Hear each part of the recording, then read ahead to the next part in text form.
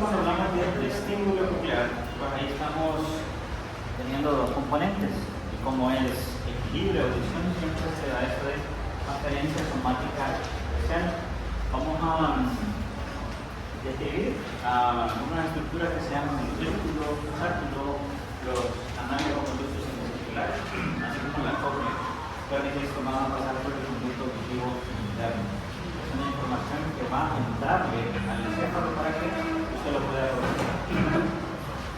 Dentro de esto vamos a hacer esa separación, ya que siempre lo mencionan como el auditivo, pero en realidad es el vestíbulo coclear con sus dos ramas. Para el equilibrio para el equilibrio y para la audición. Lo que me interesa, por lo menos, es que ustedes tengan claro de cómo se percibe el estímulo externo y cómo va a llegar todo el trayecto neuroanatómico hacia la córteza. Tal vez dentro de esto hay unas células que son interesantes que se llaman células ciliadas.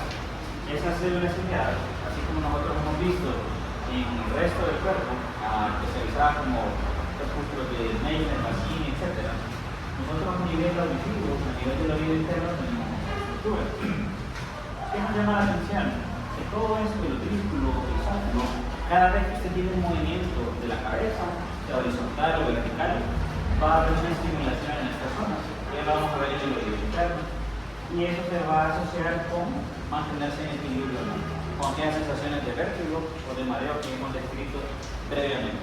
Pero ¿cómo comienza esa, más o menos ya para que no vayan dando? Pero aquí tiene esa parte vestibular, que en el oído interno, donde tiene el sátiro y el círculo. Vamos a hablar de unos detalles. Nuevamente ahorita nos vamos a centrar en esto, que es la parte del equilibrio, la parte vestibular. Ve que se tiene esos conductos o canales semicirculares, anterior, posterior y horizontal. Y dentro de ellos es el círculo y el sátiro que le van a dar la posibilidad, al hacer el fenómeno de transducción, de que usted mueva eso para producir un potencial de acción, un potencial excitatorio posicional. Y después llevarlo hacia la corteza, que ya le voy a mostrar cómo. Muy bien, pero para ello es interesante de que, centrándose en eso, que son los mismos conductos o canales semicirculares, usted tiene varias estructuras. Usted tiene, sobre todo aquí que está señalado, un laberinto membranoso. Recuerden que usted tiene un laberinto óseo, que es la estructura más externa.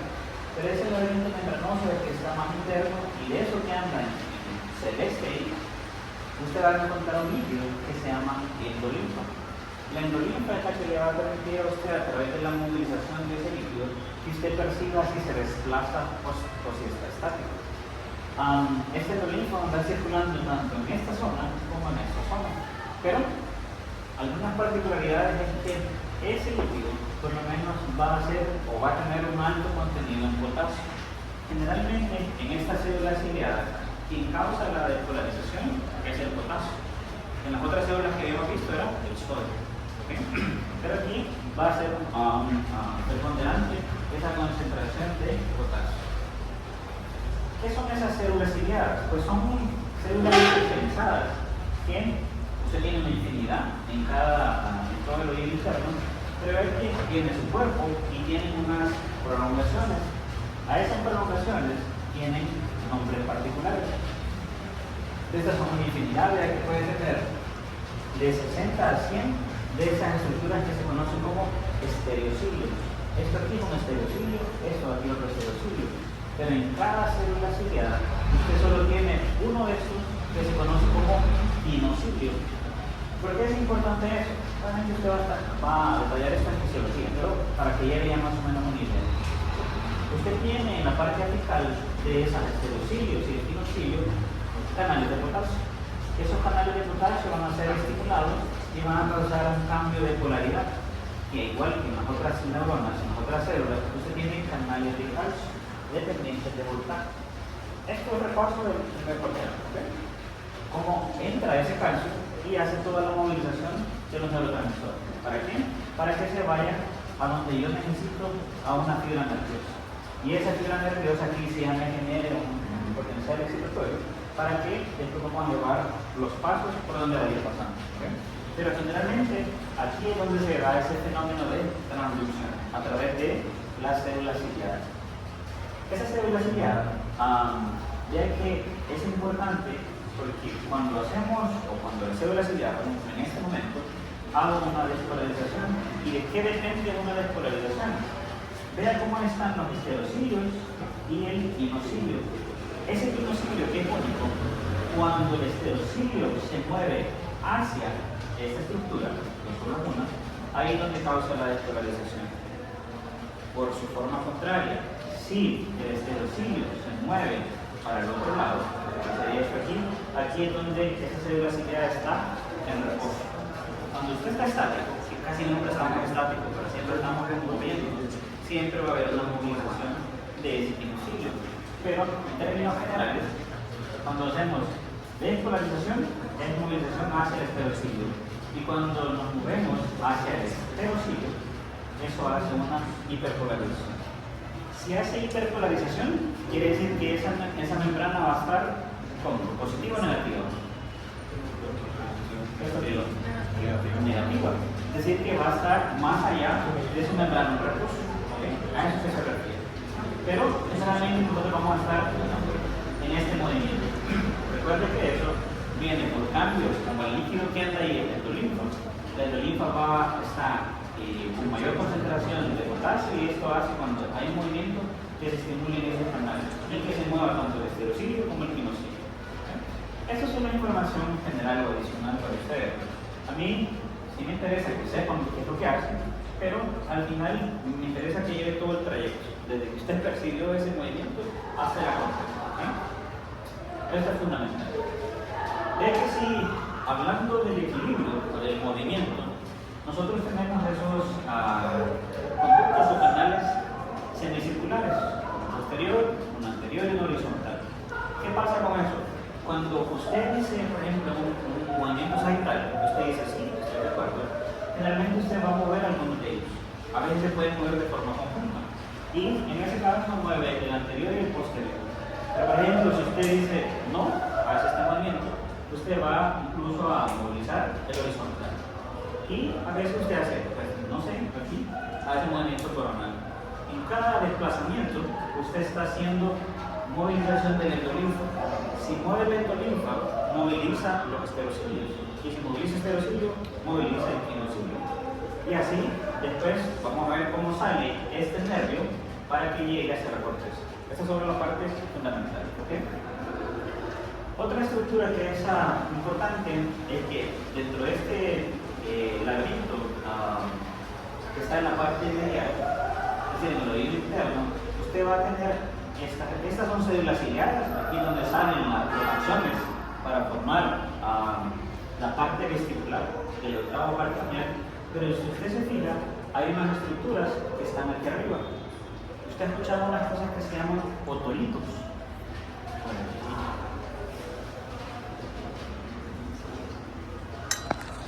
Esos otolitos son unas estructuras que son con componentes de calcio. Y esos otolitos que nosotros tenemos aquí, al ventrículo y el sacro, que son dos estructuras que participan en la interpretación del movimiento. Tanto el ventrículo como el sacro tienen dos posiciones, pero ¿cuál es la característica? El ventrículo, esas células ciliadas y eso que se llaman otolitos y que en conjunto forman esa llamada estriola, van a estar de forma horizontal, que usted percibe por lo menos como el sacro, que esto está de forma vertical. Al final, cuando la endolinfa consigue movilizar esto por el movimiento secundario, va a alterar los estereocilios y después el quinocilio. Entonces, va a poder permitirle hacer movimiento. Si usted se desplaza hacia adelante, usted lo que hace es movimiento de esa estructura, que es el ventrículo. Pero si usted, por ejemplo, así como cuando le pregunto, entonces, ahí usted mueve el sacro, porque el sacro tiene esta distribución. Siempre son estas estructuras que van a movilizar los estereocilios, entonces podemos tener de forma conjugada tanto aceleración horizontal como cuando usted desciende como vertical. Y eso va a salir de todos esos puntos. ¿Qué es lo que me interesa? Que aparte que usted comprenda esto es que una vez que seamos en este episodio, aquí comenzamos el trayecto. El trayecto para la vía, por lo menos vestibular.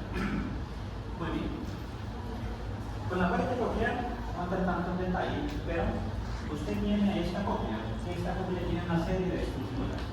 Es un rampa vestibular, su rampa timpánica, pero algo interesante es que en esta región usted va a tener una estructura que se conoce como órgano de Corti. Ese órgano de Corti también va a tener unas células especializadas que tienen unos hilos en esta membrana. Esa membrana nuevamente va a tener movilización por la endolinfa. Va a ser el mismo proceso. Una vez que moviliza los hilos, aquí va, mire que está en contacto directo con las ramas, con los axones.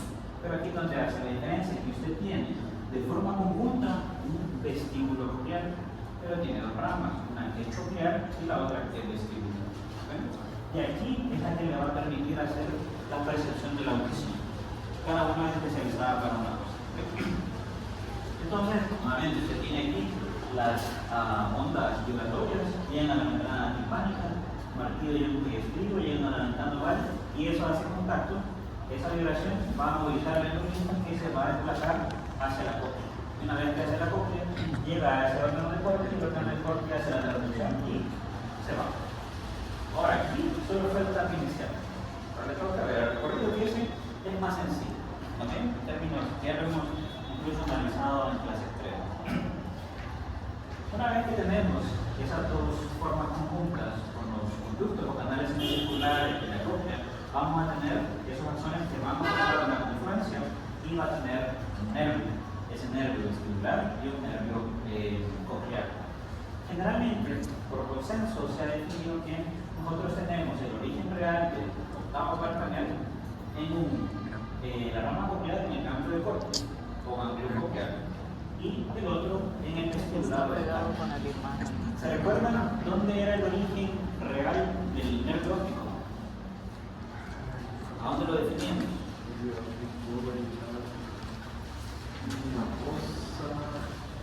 El origen real.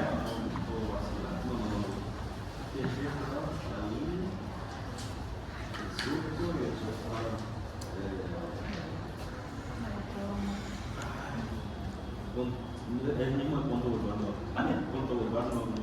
No. Vea la pregunta, es el origen real. Si te pregunta el origen aparente, es diferente.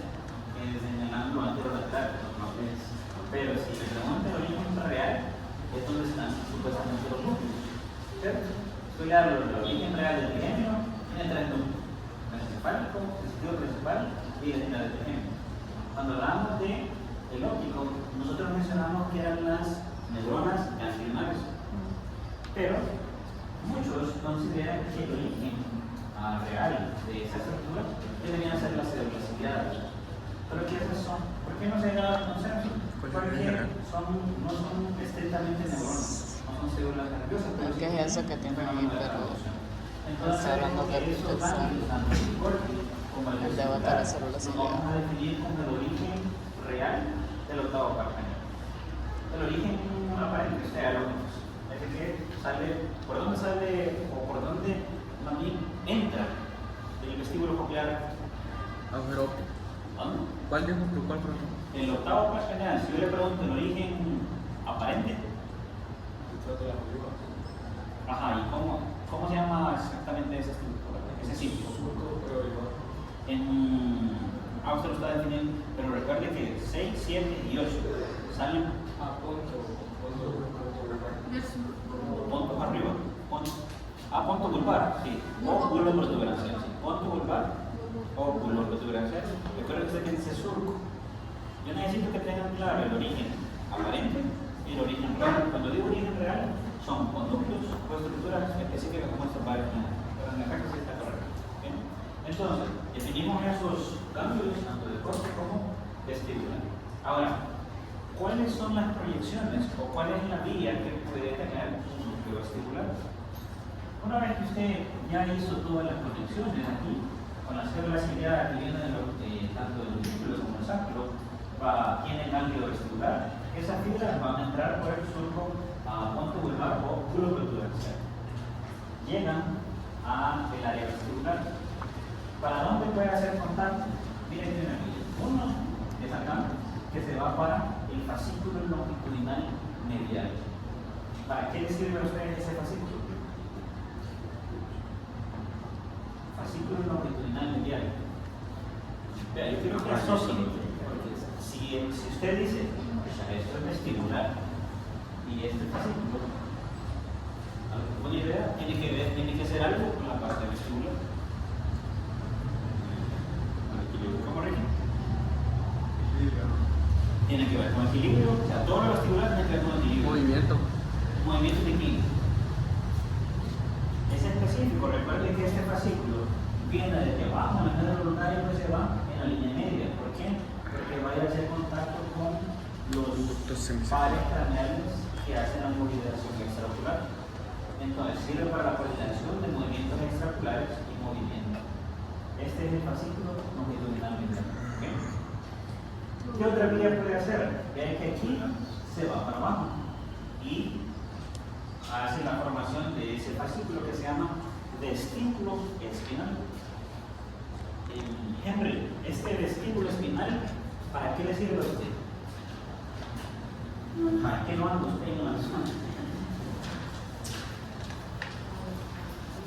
¿No? ¿Lo uses? ¿Alguna idea? ¿Para qué?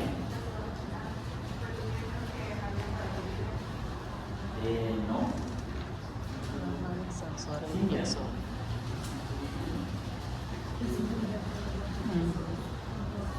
Ok. ¿Quién hace el movimiento de los flexores? Rubro. ¿Ya? El rubro. El rumbo. Entonces, este hace los movimientos, facilita Flexor. el movimiento de los Extensor. flexores. Entonces, el vestíbulo espinal sirve para eso, para eso. ¿Ok? Entonces, ya hice conexión con el fascículo longitudinal medial. Hicimos la formación del fascículo vestíbulo espinal. Vean que, obviamente, no podía faltar la conexión con su cerebelo, porque en el cerebelo usted tiene una estructura que se clasifica funcionalmente que se llama arquicerebelo. Y eso tiene que ver con equilibrio y movimiento ocular. ¿Okay? ¿Qué otra vía hace aquí conexión? La que es con el cerebelo. Pero hay otra que llega al tálamo y el tálamo se va a la corteza. ¿Por qué es importante definir eso? Porque generalmente en la corteza nosotros no tenemos un área meramente específica solo para el control vestibular, para el control del equilibrio. Si un paciente se le hace movimiento y se le da una resonancia funcional, se van a hiperactivar varias zonas. En el tercer parcial le voy a mostrar que hay una zona que se activa más, que es en el lóbulo parietal. Pero si usted se le consulta, usted puede tener control del área vestibular en lóbulo frontal, temporal, occipital y parietal, es decir, en todo el encéfalo.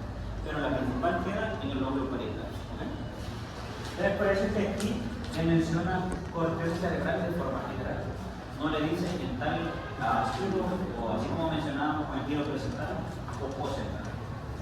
Recuerden que estos son sus, el área vestibular con sus núcleos superior, inferior, medial y lateral. Ok.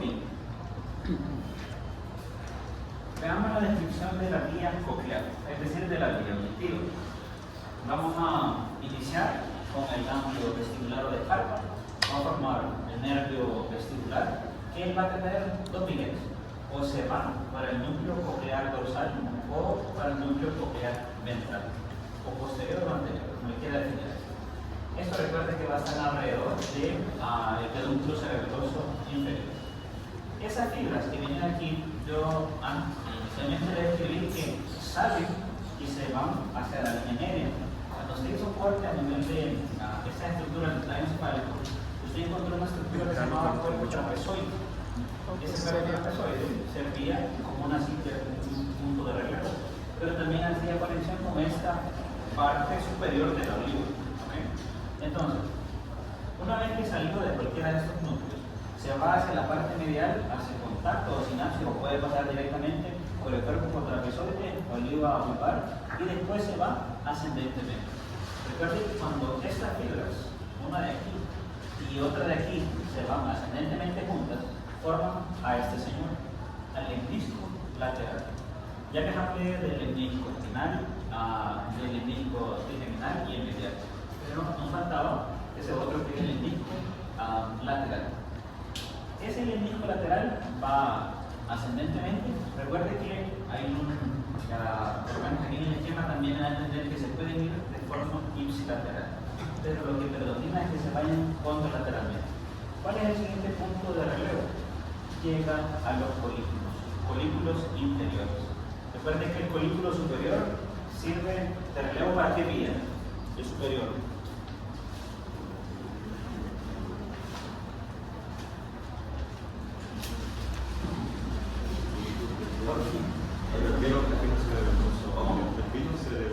No, el colículo superior. Cuando hablamos, ¿dónde están los colículos? En el céfalo, correcto. No, mesocéfalo. Ahí tiene dos colículos, inferior y superior. El superior tiene que ver con la visión. Ahí es donde sale el fascículo tectoespinal o espinotectal. Y esos están con reflejo vinculado a la visión. Pero el inferior tiene que ver con la vía auditiva. Estamos con la vía coclear. Una vez que llega al colículo inferior, usted ve que se va a un cuerpo geniculado. Y se recuerda que cuando observaba la visión dorsal del mesocéfalo, usted tiene un brazo del colículo inferior que hace contacto con el cuerpo geniculado mediano. El cuerpo geniculado mediano, esa estructura aquí, es parte del tálamo. ¿Okay? Del tálamo, así como usted en la vía óptica tiene radiación óptica, aquí hay una radiación auditiva. Y esa radiación auditiva sí llega a la corteza encefálica. ¿A qué punto de la corteza encefálica llega exactamente al giro o circunvolución temporal superior? Ese es un sitio particular. Es decir, que el lóbulo temporal tiene tres giros: giro temporal superior, medio e inferior. La interpretación de eso que yo estoy hablando, si me está poniendo atención, debe usted interpretarlo en el giro temporal superior. Y no anda todavía por ahí, pero le va a llegar. Al momento le va a llegar. ¿Bien? Entonces, nuevamente, si a usted le toca describir la vía auditiva o coclear, pasó por el órgano del cuerpo. El órgano del cuerpo hizo la transducción y se fue por el ganglio vestibular. Ese ganglio vestibular formó el nervio vestibular y se fue para el núcleo dorsal, núcleo coclear dorsal o ventral. Eso pudo mandar fibras contralateralmente, pasó por el tronco trapezoide, parte superior del oído y se fueron ascendentemente para conformar el hemisco lateral. El hemisco lateral llega hacia el colículo inferior. El colículo inferior se comunica a través del brazo hacia el cuerpo geniculado medial. Y ese se va después de esa sinapsis hacia la corteza del lóbulo temporal, giro temporal superior. Y ahí llegó. Yo creo que tendría que. Esto lo va a ver en física otra vez, para eso sale. Y repasa el esquema y usted ya se lo va a revisar. Recuerden que usted tiene otro cuerpo geniculado, que es el lateral. ¿Ese lateral sirve para qué? Lateral, ¿no? ¿Para? No, Para la puede visión. estar grande la puerta. Aquí no se confunda. Un colículo, cada colículo pues para la visión y otro para la Ahí visión. está. Solo que eso que estamos viendo, este es para la visión, el otro es solo para vías. Muy bien. Recuerde que aquí es donde se tiene el área vestibular compartida entre una porción de la médula bronquial y el cuello. Esta es sus dos divisiones. La vía que va ascendentemente. También en este esquema, lo único que me intento recalcar es que el taller cognitivo que va desde la cóclea va a alcanzar esos núcleos cocleares dentral o dorsal, se va a ir contralateralmente, pasa por el cuerpo trapezoide, por arriba y después llega hacia el colículo inferior. Pero ve que es del colículo, él se va a desplazar hacia el tálamo. En el esquema anterior está como ahí corta la fibra. No quiero como que quede confundido. Como al final es una fibra que va desde aquí hasta el tálamo. Y una vez en el cuerpo geniculado medial se desplaza esa fibra hacia el lóbulo temporal. Y son fibras extensas. O sea que si un paciente, por ejemplo, tiene un daño aquí, le dio un derrame, un evento cerebrovascular en la región temporal superior, ese paciente no va a escuchar. Por más que la vía esté preservada. Recuerde que este sería como el circuito que se hace para usted poder interpretar esos sonidos. En el tercero vamos a hablar de algunos detalles de esa interpretación. sabe si usted está bien de la audición, si está quedando sordo, tiene esas cosas. Generalmente en la parte clínica usted utiliza esa estructura, creo que lo hicimos una vez, por lo menos aquel diapasón que le colocamos en estructuras óseas, se hace vibración y se coloca aquí. Se le cierra los ojos, se escucha, ¿sí? ¿Se escucha? Sí. Ahora, si no tiene diapasón, usted puede decir, y hace con los dedos, usted debería escuchar aquí ese sonido. Por lo menos por una percepción. Realmente en un ambiente, pero debería captar. Ya si usted no lo percibe, pues hay algún problema. Yo les comentaba que generalmente cuando usted configura sus audífonos, usted tiene esos decibeles para ver si tiene una adecuada percepción, porque le va diciendo, escucha el pitido, y si yo no lo escucho, pues hay un problema. Yo igual tengo problemas, yo creo que ya hago así como usted. Me hace que pasa. Para mirar un alto decibeles con los audífonos. Entonces, Mucho de fiesta, ¿vale? qué bueno fuera. Bueno, entonces, esa prueba tiene no me interesa tanto que tiene un nombre específico. Ya si, por ejemplo, usted encuentra un paciente con esas alteraciones, se le puede mandar a hacer una prueba de audiometría, que ahí define si tiene la alteración de la percepción de un lado o de otro. Hay estos pacientes que andan con dispositivos que son amplificadores auriculares, que eso lo único que hace es el nombre de amplificar la señal para poder captarlo aquí.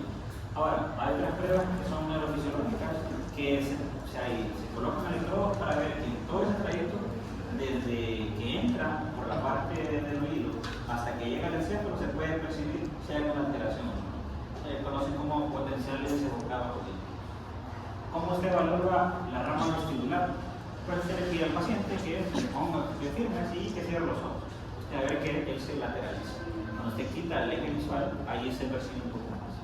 O lo puede poner a deambular en línea recta, que haga por lo menos esto. Obviamente hay una prueba que es forzada, que usted lo pone así, le dice que le cierre los ojos y lo va a empujar. El empujón es suave, no es para botar. Pero usted va a percibir como que él se lateraliza mucho. Generalmente uno debería tener un plano de sustentación. Obviamente no es solo la rama vestibular, recuerden que el cerebro también participa en esto. ¿Okay? Y otras estructuras que vamos a ver más allá. Entonces se le conoce como prueba de Romer. ¿Okay? Muy bien.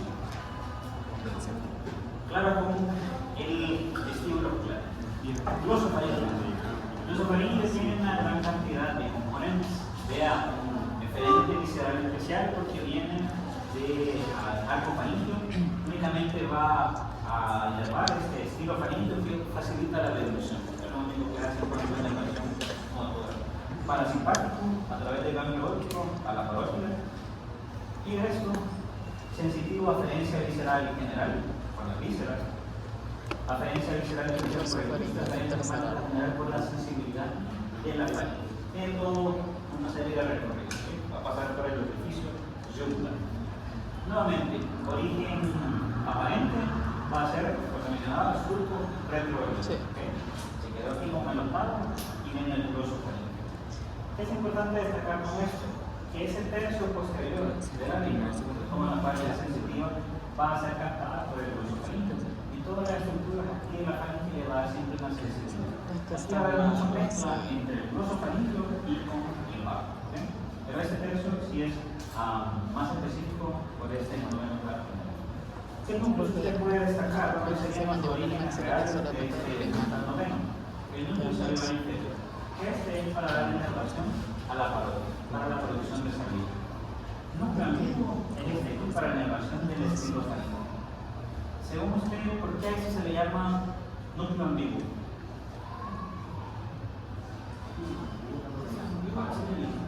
¿Pero por qué? ¿Mande? El núcleo ambiguo es núcleo motor. Ambiguo es algo que no está claro. Algo que no está claro. Pero él no quiere decir que o es sensitivo o es motor. Porque es binario y no binario. No, él es motor o, por ejemplo, usted tiene sensitivo, parasimpático, él no quiere decir esas estructuras. Si es ambiguo quiere decir que tiene una dificultad, no que tiene una dificultad, sino que él se define para inervación motora. Pero esa motora usted la divide entre el gloso faríngeo y el vago. Por eso es que es ambiguo. Usted tiene ese otro. ¿Okay? Por eso, a veces los nombres tienen un poquito más de lógica, ¿okay? Porque se va a comportar en eso. El núcleo del tracto solitario es meramente sensible. ¿Okay? Muy bien. ¿Qué más? Si usted lo identifica en los esquemas, usted sabe el nervio rondado, el curativo. Recuerda que ese núcleo motor ambiguo va a tener inervación bilateral para el estilo canino. Eso quiere decir que para esto también va a ser lo mismo. Tiene el tracto solitario que también se comparte, por lo menos si son diferentes, pero están muy cerca del glosofaríngeo, el facial y el bajo. Ahí son tres. ¿Okay? Esa parte. Y no podría faltar este es para la sensibilidad y el parasimpático, que este es el que le va a dar inervación hacia la parodia. Recuerde que usted tiene un núcleo salivatorio inferior, que es el del glosofaríngeo. Muy bien. Nuevamente la posición del glosofaríngeo para la deglución. El salivatorio inferior para la parte de la próstata. Siempre hay como un circuito para eso. De aquí, una vez que sale por el surco retroauricular, va a ir a dar esta inervación al tercio posterior del ángulo. Pero algunas ramas aquí se van a ir para el ángulo óptico y después se va a ir para la parodia. Pero ve que ciertas ramas van a alcanzar la parte del seno carotídeo y del cuerpo carotídeo. ¿Por qué es importante eso? Porque una hiperestimulación de esa estructura por el glosofaríngeo puede generar, si es parasimpático, va a generar radical, va a disminuir la presión arterial y la frecuencia como tal. ¿Okay? El libro de esto mismo le da la fibra que va a surgir para adicionar que la sensibilidad del paladar también está dada por el glosofaríngeo del paladar blanco. ¿Okay? El resto es lo mismo que les expliqué con el esquema. Con esto, por ejemplo, nuevamente toda la información, la parte motora, la parte sensorial. Vea que lo que hay que destacar aquí es la parte sensitiva, que cualquier alteración de la mucosa del oído, la trompa auditiva, regiones de la faringe, la amígdala y la lengua pueden estar influenciadas por el glosofaríngeo. Pero usted también va a ver que esa operación se hace por el bajo. Y lo que ya sabe de la parte. Como usted lo estoy hablando la vez pasada, de que si hay alteraciones, usted tiene sustancias químicas o una conducta, marco, sobre todo para la marca en la región dorsal, para ver si lo percibe. Pero el paciente va a llegar aquí si no tengo esa sensibilidad tan adecuada. ¿Qué más se le puede solicitar al paciente? Esto casi no se hace, pero es para ver si el seno carotídeo está funcionando bien. Una vez que si usted se hace presión por esta zona, usted y si mide la frecuencia cardíaca va a sentir que de una presión constante, eso va a ir disminuyendo. Si se hace mucho, aquí, entonces usted puede generar radicardia. Y después de la radicardia le puede dar una lipotimia, que es un templario. En casa hago lo más seguro. ¿Por qué sucede eso? Nuevamente, es por la estimulación parasimpática que va a disminuir todos los parámetros. Por ejemplo, cuando el sábado estaba viendo un paciente que tiene mucha crisis y los medicamentos no lo controlan. Entonces la mamá, como cierta terapia, se le coloca el medicamento inyectado, sigue funcionando, pero cuando es más de 5 minutos es riesgoso. Entonces ella le hace un masaje y le coloca estimulación a nivel del seno carotídeo. Y eso se ha visto que lo saca del estatus. Es una medida que se puede hacer, obviamente solo en esos casos. Pero, pues, es una presión. Esto significa pérdida de la conciencia súbita, un síntoma. Lipotimia, desmayo, pero ese desmayo usted le da como la posibilidad de sentarse a la. Muy bien. El vago, el neumogástrico vago. Esto es como bien similar al glosofaríngeo, pero con esa gran cantidad de componentes. De los motores hacia las vísceras, en especial por el algofaríngeo. Los sensitivos tienen su apariencia de las vísceras, en especial por el gusto y también la somática. Una particularidad es que usted tiene su sistema simpático, que es toracolumbar, pero quien le compensa la parte parasimpática en toda esa distribución es el vago con toda la inervación de eso. Todo esto que va a tener todas esas vísceras, solamente recorrido y el campo. ¿Cuáles serían los orígenes reales? Pues tienen nuevamente un motor principal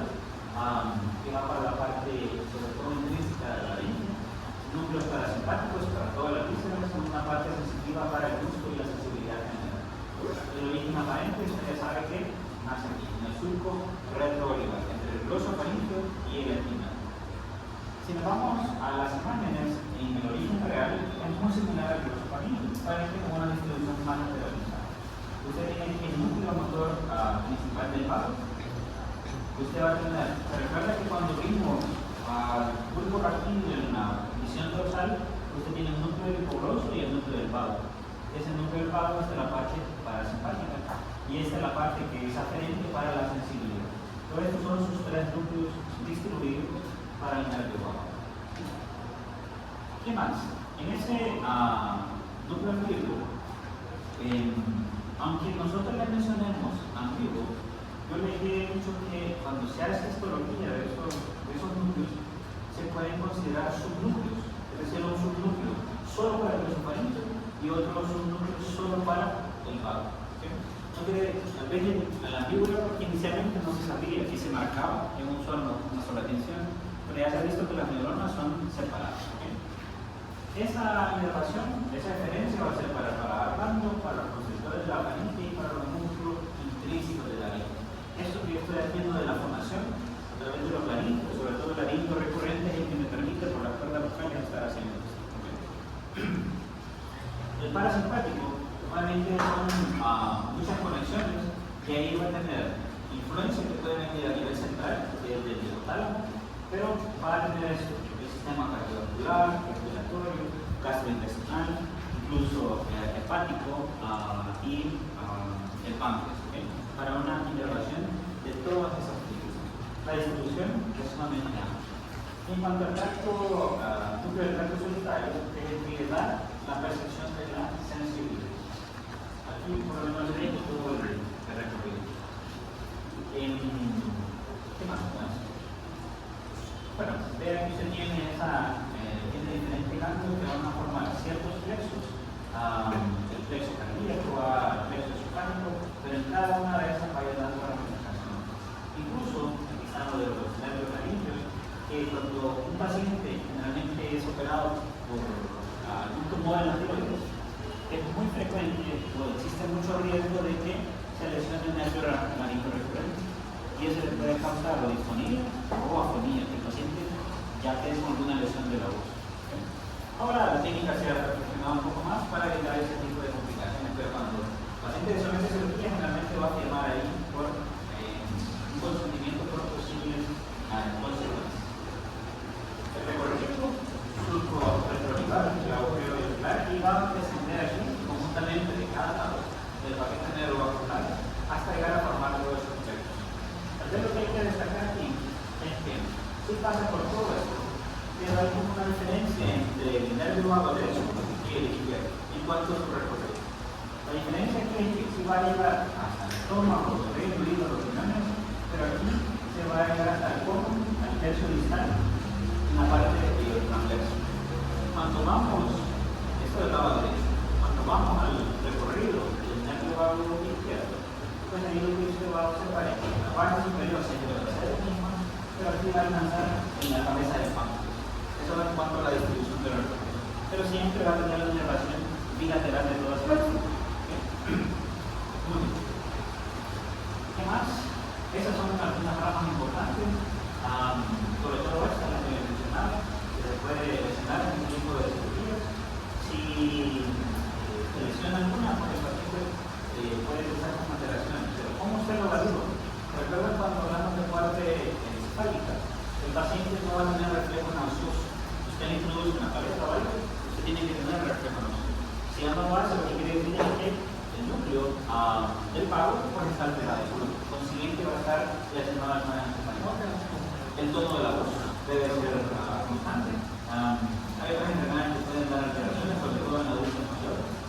El reflejo del seno cavernícola, que es muy similar a que hablamos del hueso canino, hay un reflejo que se llama óculo cardíaco. Esto realmente es una información general porque generalmente se hace esa presión por una conexión que hay con el plexo carotídeo, después llega a dar estimulación vagal y eso va a disminuir la frecuencia cardíaca y presión. Usted ha escuchado que dice tuvo un reflejo vasovagal y que da presión. Pues cuando se estimula mucho el vaso, eso es lo que sucede. Se le baja la presión y la frecuencia cardíaca. Y por eso puede desmayar. Ese es el mismo que he mencionado sobre las lesiones del seno cavernoso. Lesiones, para la parte motora, disfagia y dificultad para la ejecución, es decir, para trabajar. Una gama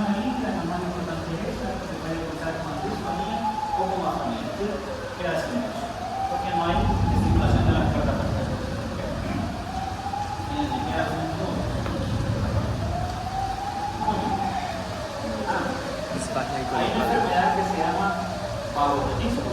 Parálisis. Disfonía. Está la parálisis Parálisis es. del cricotiroideo.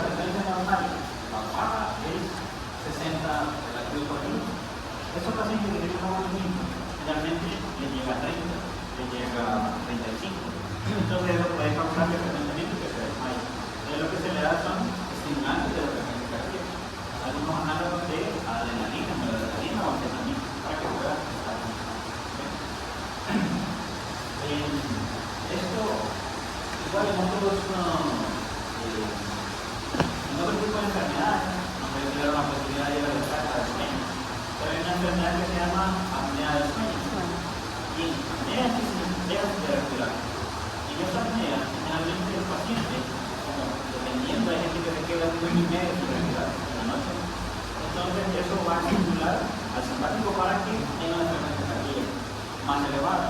Pero durante ese tiempo hay pacientes que pueden llegar a frecuencia de 40, de 50. Generalmente, usted durante el sueño, si tiene 60 y es atleta, va a estar como 60, 65 y durante el sueño le baja. Puede llegar a 55 y eso es normal. Pero de eso, la apnea, que funciona porque me había un paciente que durante el sueño la frecuencia cardíaca le llevaba 35. Y sí, es como, ya se va a morir. Pero también la saturación de oxígeno, usted sabe que el oxígeno en la sangre, y lo normal es de 94 para arriba. Ese paciente desaturaba como a 40. O sea, el paciente queda, está en apnea, y después se le llama ronquido resucitador. Entonces, cuando la apnea es una enfermedad como la de Beto, que va poco a poco dañando el sistema hasta que ya el paciente ya manifiesta el proceso. Pero mencionarlo porque una vez que se le explicó el estudio de ese paciente, pues decirle que en la noche la frecuencia cardíaca llegaba a 40, que la saturación llegaba a 45, ella no podía dormir. ¿Por qué? Pues, o sea, dice, me voy a quedar, me voy a pedir en una noche, pero hay tratamiento.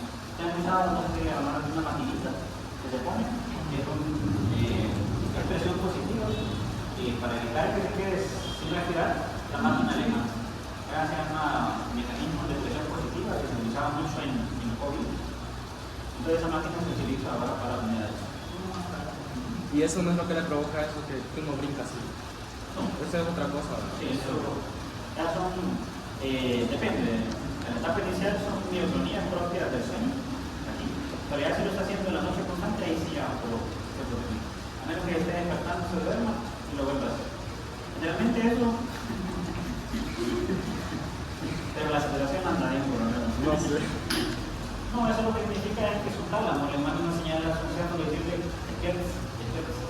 Pero a veces predomina el sueño y usted se queda. Pero no vas a morir. Por lo menos de la dormida va a sobrevivir. ¿Qué más con esto? Esto es lo que les mencionaba. Ahora hay esta terapia que se conoce como estimulación del nervio vago para diversas enfermedades. Una de ellas es la epilepsia que no responde inmediatamente. Se coloca un estimulador sobre el nervio vago para que disminuya la estimulación cerebral. El paciente se puede controlar un poco. Es una cirugía relativamente simple. Se controla a muerte definitivo en enferma porque si le baja mucho la presión también le puede dar un síntoma.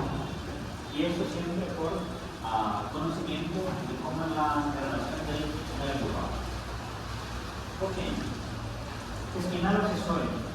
Nuevamente te recalco que aquí, yo le mencioné que nosotros en el accesorio tenemos dos raíces. Una que es la craneal y otra que es la espinal. Siempre nosotros, como usted sabe que el espinal accesorio inerva el esternocleidomastoideo del trapecio, siempre le dimos un componente diferente a su marco general, que es inervación hacia el mundo. Pero por el hecho de que esta rama se conecta con el vago, a eso se le da un componente diferente visceral especial. ¿Okay? Usted va a encontrar muchos textos en donde incluso muchos sigmatos, cuando veo este espinal accesorio, le mencionan que tiene un componente diferente a su marco general. Para términos de evaluación, nosotros lo vamos a dar con esto, ¿okay? Como un componente diferente visceral especial. Y pago que le voy a mostrar. Pero si nosotros fuésemos estrictos en el término, yo podría mencionar que esta rama, que esta información adicional. Esto, por lo menos la rama carnal, sí podríamos decir que es una diferencia visceral especial, pero esta rama que inerva meramente el músculo esquelético, esa sí podría tener todo un componente diferente somático general. Por si lo leemos en el libro y si hay alguna discusión al respecto, se podría poder debatir. Pero en este caso nos vamos a quedar con una diferencia visceral especial. Músculos del paladar blando, el medio del sensor del pelo del paladar, por el ejemplo, el estribo faríngeo, bueno, se llama la faringe, a excepción de este, que es por el gloso faríngeo, es una rama del paladar. En esta rama. Veamos cuáles son las ramas. Esto es lo mismo, la rama craneal y la rama craneal. Lo que usted va a tener que definir es que, por lo menos en su origen real, usted tiene una parte llana, una bulbo raquídeo, médula ocular y otro en las médulas espinales.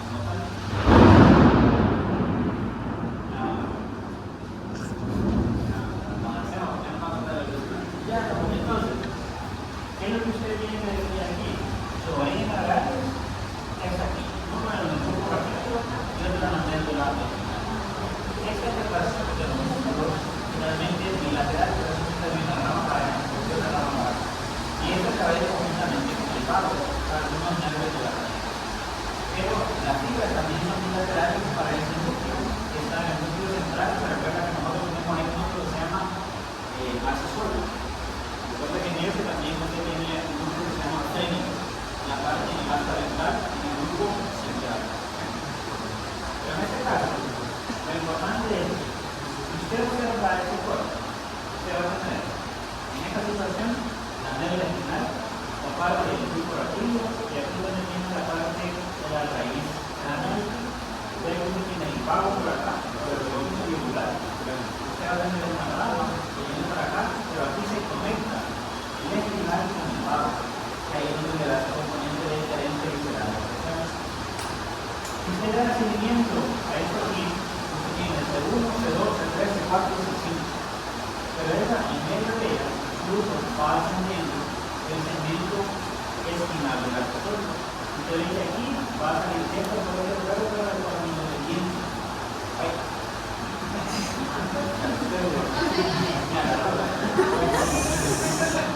Ya dijo, ya. Con esa rama, que son dos diferentes, más que van a salir de los segmentos C1, C2, C3, C4 y C5, esto va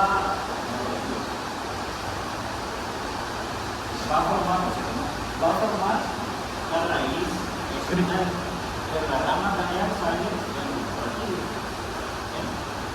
Cuando esta va por los segmentos cerca de C2, C3, eso le va a dar la elevación al externo superior y la rama terminal se va a ir para el brazo. ¿Cómo usted va a poder evaluar esta cosa? Como solo usted evaluó el pago, usted puede percibir que la rama craneal estaría bien. Siempre en la clínica lo que nosotros trabajamos es la rama espinal del accesorio, es decir, cómo están los músculos. Yo le pido que los levante, usted ve si hay trofismo o si hay atrofia del mismo músculo. O incluso, por ejemplo, cuando ustedes toman la foto, entonces, generalmente lo que utiliza es la configuración de la cabeza para esa parte. Entonces, le pide la comunicación que pueden lograr para que se vea.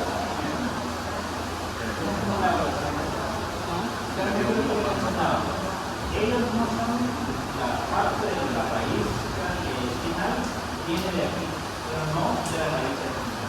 Lo que quiere decir es que se unen y se van de forma conjunta para la raíz.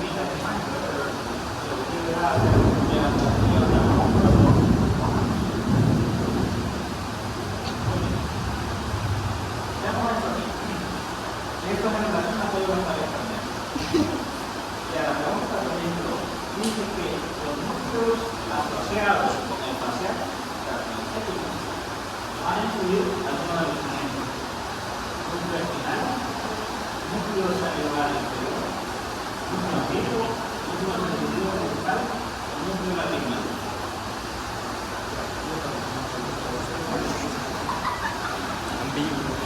Nadie lo vio. Yo creo que analizar, según ustedes, está teniendo el facial.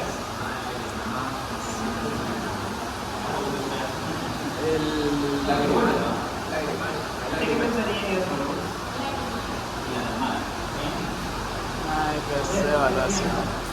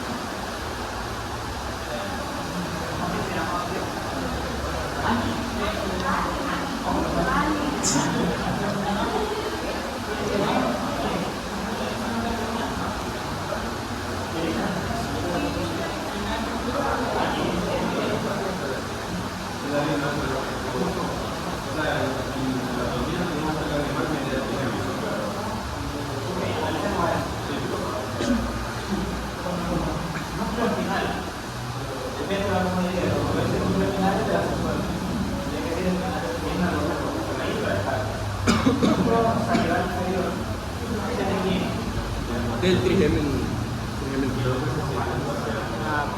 Del que era solo para la boca. ¿Cuál era? El gloso. Glosofaringeo. El ambiguo es el que acabamos de ver. ¿Cuál era el que acabamos de ver? Del accesorio. Del vago. Glosofaringeo vago. El sensitivo principal es el indígena.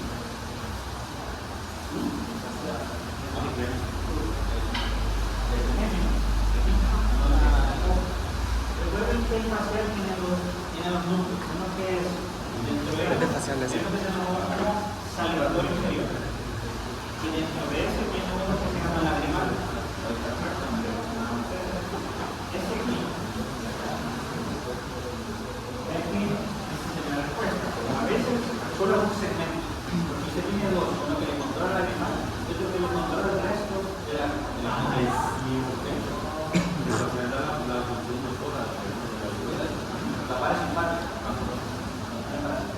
Fue pregunta de examen. Fue pregunta de examen. Digamos, ¿cuál de las siguientes estructuras participa en la recepción del sonido? Soy medial, núcleo del inicio del seno, núcleo temporal inferior o cuerpo geniculado lateral. Pablo, ¿qué opinas? El geniculado lateral es como el principio del cuerpo. Mira,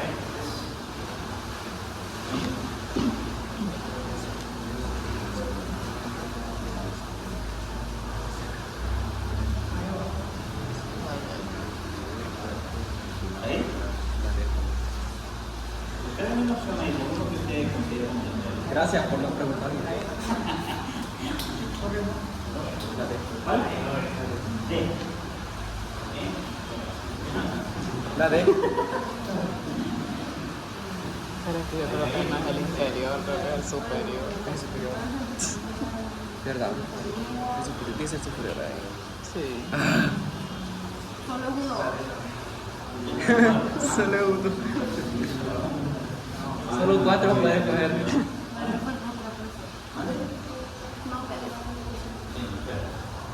Ya no sé. Tengo uno, ¿no?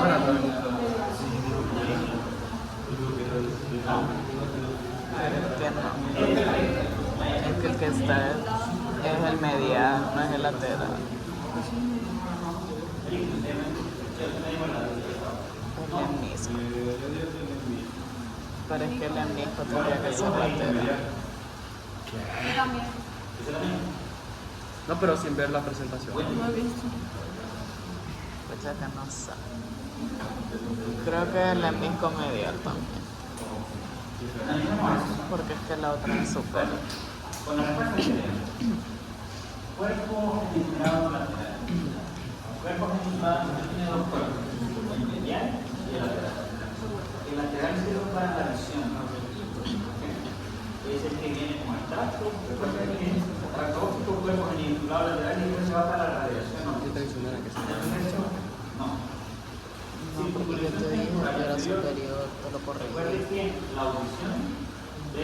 es No decir, puede ser nada. llega a la circunvolución cogido temporal superior. Nada. Verifique información. Este es un elemento del género, no tiene nada que ver con el sonido o la audición. El disco medial. ¿Para qué le sirve a usted el disco medial? Maña, ¿para qué le sirve?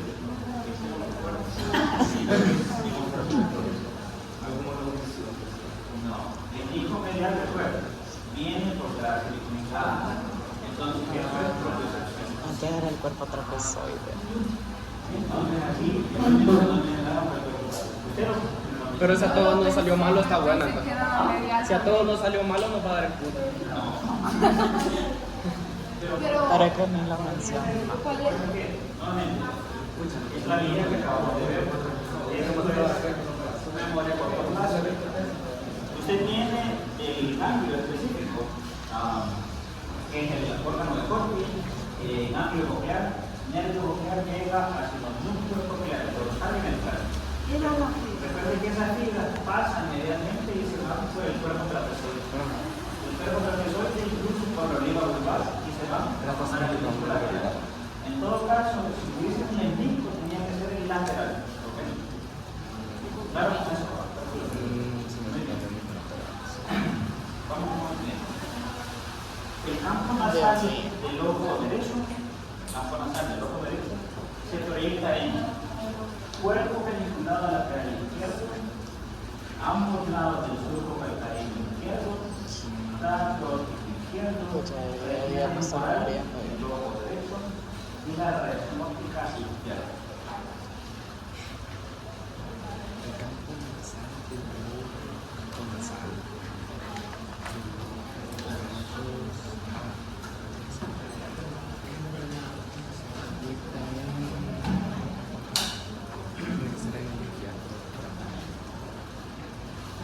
Yo creo que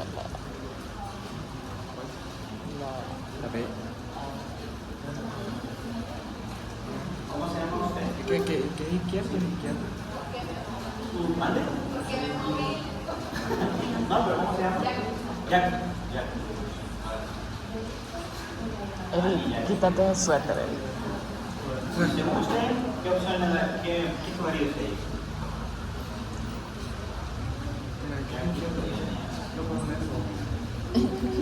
Puro niño. ¿Mande? Las 4 y 3. Entonces, no sí, ya. No me pongo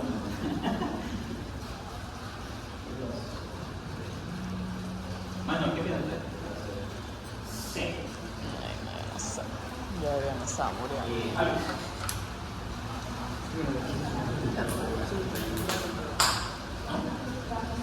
¿De qué izquierda?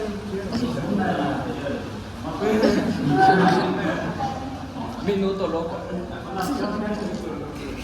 Usted considere, vamos a discutir, el objetivo es ver por qué usted tiene razón, si no y que analice, por ejemplo, lo que Es lo que él dijo, que uno tiene que ver con la visión y el otro tiene que ver con la vida. Nos vamos a morir.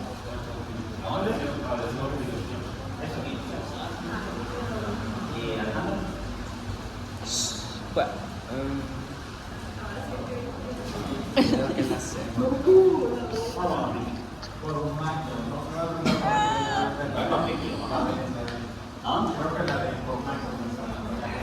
La de... Uy, compañero.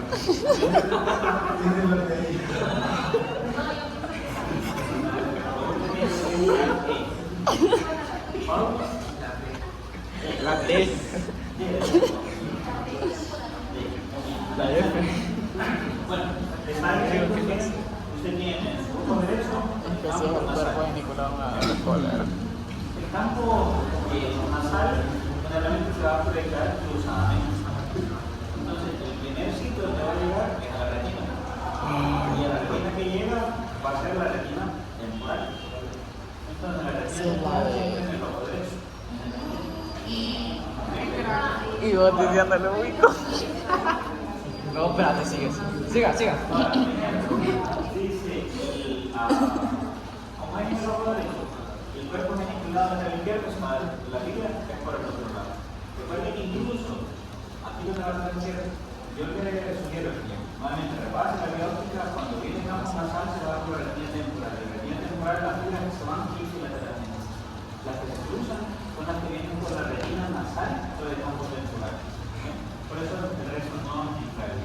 La radiación óptica se fue del otro lado. Entonces, el principal punto es la retina temporal.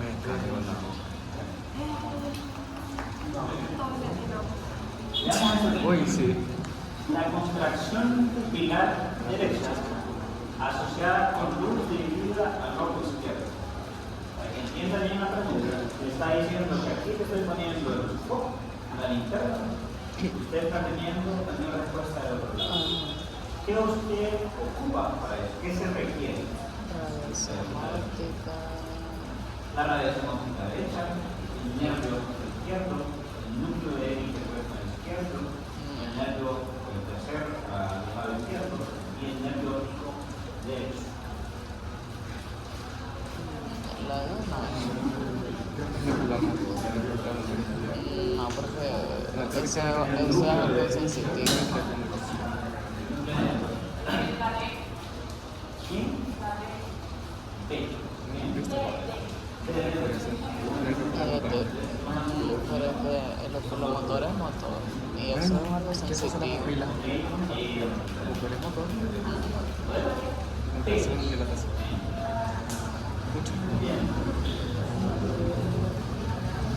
Esto no me acuerdo qué hacer.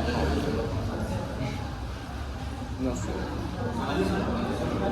No me acuerdo qué hacer el núcleo de Viña Hueso.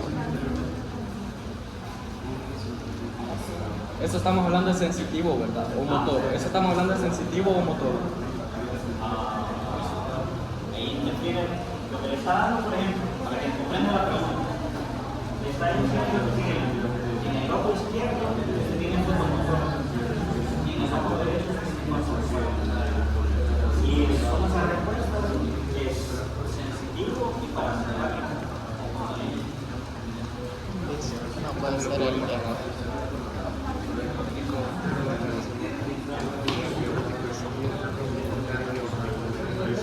Que los siempre siento que la radiación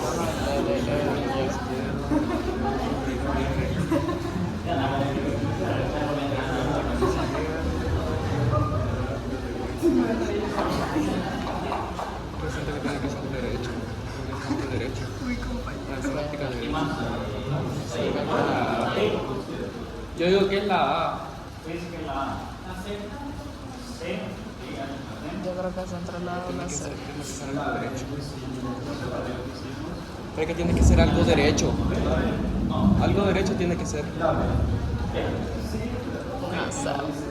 Ya no sé. Muy bien, entonces, nuevamente la pregunta. Contracción pupilar derecha asociada con a lo izquierdo. Quiere decir que aquí estoy haciendo reflejo fotomotor y aquí estoy haciendo consensual. Pido para eso. Si usted coloca la luz aquí, el trayecto que va a hacer es que llega a los conos de bastones, hace la transducción, neurona primaria y se va por el nervio óptico izquierdo. Vayan siguiendo el trayecto. Llega el nervio óptico, quiasma y se va por el tracto. Para yo tener un reflejo consensual, yo tengo que pasar esas fibras. Recuerden que del tracto óptico hay una fibra que se va por un núcleo que se llama el interhueso. Primero tiene que llegar al núcleo pretectal. ¿Recuerdan? Llega al núcleo pretectal, el núcleo pretectal hace algo que se inerva bilateralmente. Se va ipsi y se va contra. Si estamos en esa fase, cuando ustedes me dicen, por ejemplo, la radiación óptica derecha, luego se fue hasta atrás. Yo no ocupo la radiación óptica para hacer ese reflejo. ¿Estás en la parte? No. Cuando me dicen un núcleo de interhueso al izquierdo, si usted se fue a la derecha. y llegó al tracto, llegó al núcleo pretectal, el interhueso al izquierdo, se fue para el mismo plano y control de la respuesta. Pero eso no me dice que hizo el fotomotor desintegrado. Pero ustedes van a llevar un consensual del otro. Entonces, aquí, esto, ¿vale? Y hoy ya estaba celebrando. El fotomotor izquierdo, pues, aquí está de bien, de forma muy general. dice, oculomotor implica todo, hasta los movimientos extraoculares, y uno ocuparía todo eso. El nervio óptico derecho, yo puse luz aquí, yo no estoy ocupando nada aquí para hacer el futuro. Bueno, por lo menos aquí tenemos el izquierdo, como que decir. No, porque pusimos ¿Por qué el nervio óptico izquierdo? Porque yo le puse el estímulo aquí para que se fuera, por lo menos al inicio. ¿Qué voy a hacer el recorrido? Trato el núcleo pretectal, el pretectal en el hueso, pero en el otro lado, para que yo tenga el apego consensual del lado derecho. Así me están siguiendo, ¿no? ¿En dónde se queda?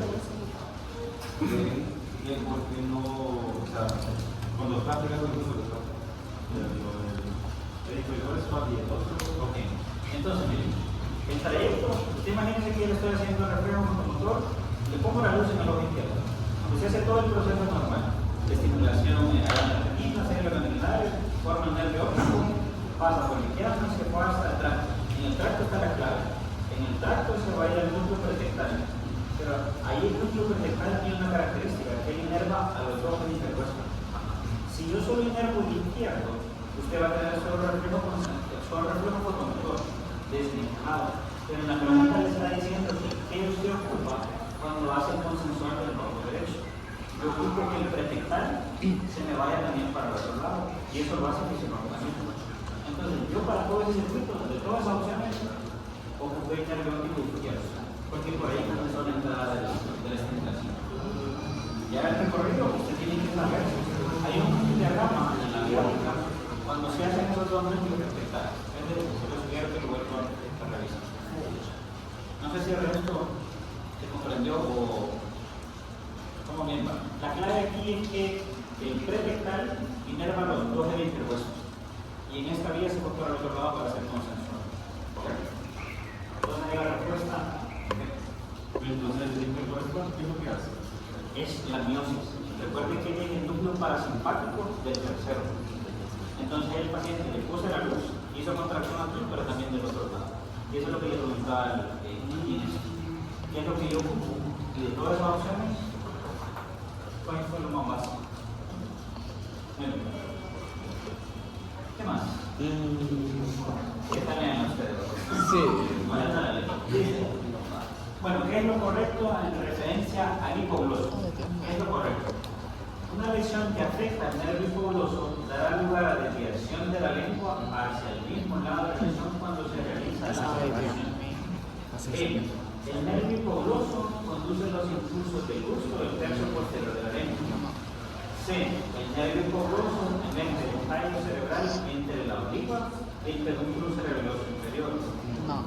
D. El nervio hipogloso transporta como fibras del tercero y del cuarto. Y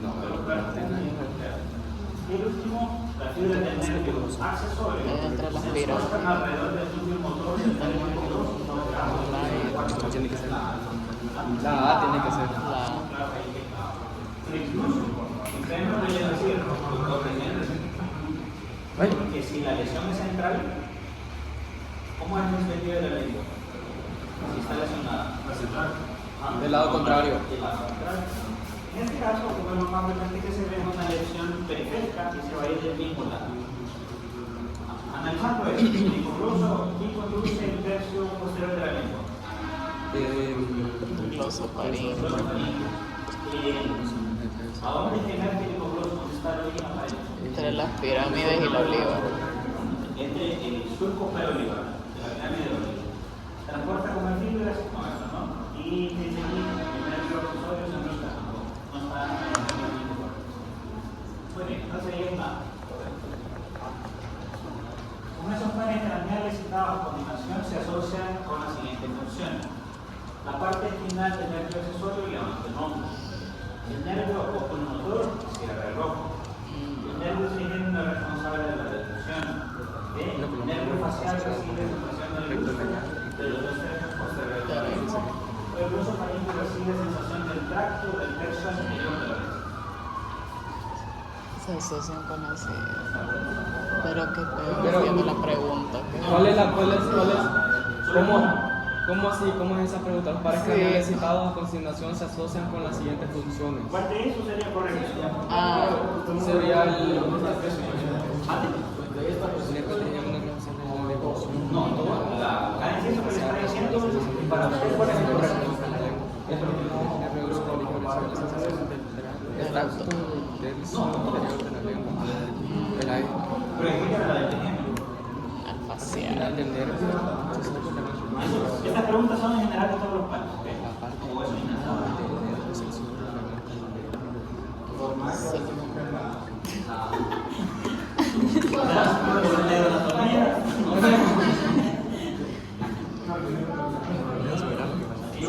¿Alguien más? ¿Otra opción? ¿Con quién lleva macro? ¿Con quién lleva macro? ¿Con quién la lleva? La llevo con él. La llevo con él. Ok, analicemos esto. Nervio, tercero, ¿cierra el rojo? No. El elevador del párpado superior. Ese es tercero. No, es auricular del facial. El auricular del facial.